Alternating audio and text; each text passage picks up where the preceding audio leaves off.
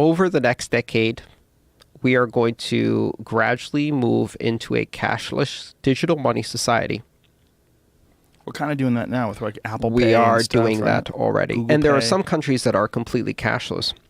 Really? Where? That are very close to completely cashless. Ironically, one of the countries that has a very high degree of digital money is Kenya. Because of M-Pesa, which is the mobile money they have, which has now taken over a significant percentage of the GDP.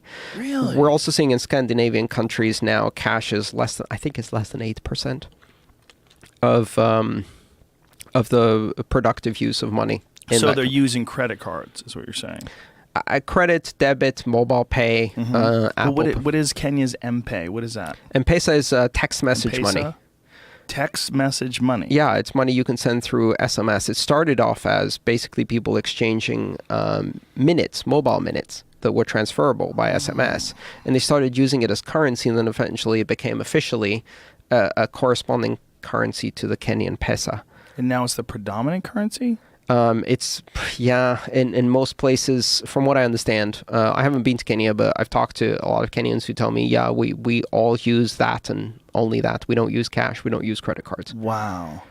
It is kind of shocking, but here's the problem. The problem is we are going to a digital currency society where cash will be gradually eradicated, either through non-use or a lot of countries and a lot of governments are trying to actively ban it. So they're putting limits on how much you can use cash, say, $1,000, and if it's more than $1,000, using cash is illegal. When we go to this society, we have to really think about the implications. Do we want a society in which our digital money is under complete surveillance and complete control, where if you go to the wrong protest, or if you support the wrong political campaign, or if you make a payment to the wrong person or receive money from the wrong person, suddenly your money disappears. It's no longer yours anymore. It's frozen, it's seized, it's gone. And someone has control of that. Corporations, banks, governments, and in most cases, there is no difference between corporation, bank, and government, right? And so that's one scenario. And the other scenario is one in which individuals control their money. And it is digital money, but it's digital cash like Bitcoin, where you can pay an individual from one person to another, just like I can with cash today, without any other party getting involved.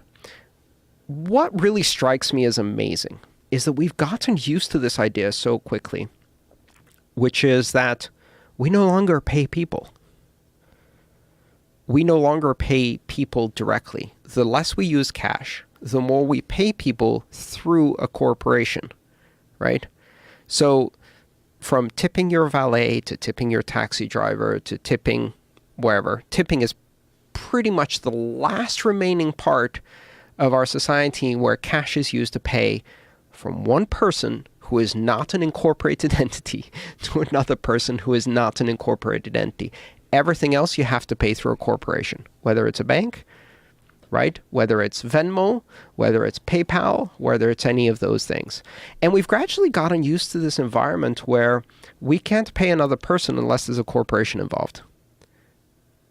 And that's astonishing to me. And as cash disappears, that then becomes a final fact, that every single payment in your life will be from you to a corporation. And that corporation takes a piece of that, every single thing. And not just that, it doesn't just take a piece, it also controls and surveils and monitors your use. And if you violate the terms and conditions, you are destitute. Wow. So the issue is not what we have today versus the digital currency of the future or Bitcoin or whatever. It's both futures are a digital currency, and in both futures, cash will no longer exist. That is inevitable. We are going down that road, and now we have to choose. Do we go to the digital cashless society of corporate control over money with the complete and total merging of corporate and state money, where instead of having separation of state and money, you have the merging of state and money and corporation and money, where your money is branded money?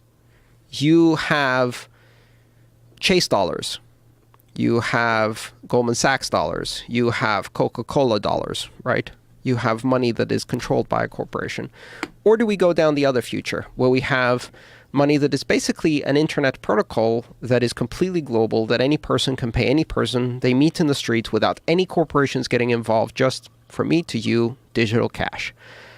And that's really it's a less optimistic view, because I'm fully aware of what the other future is, and it's already playing out.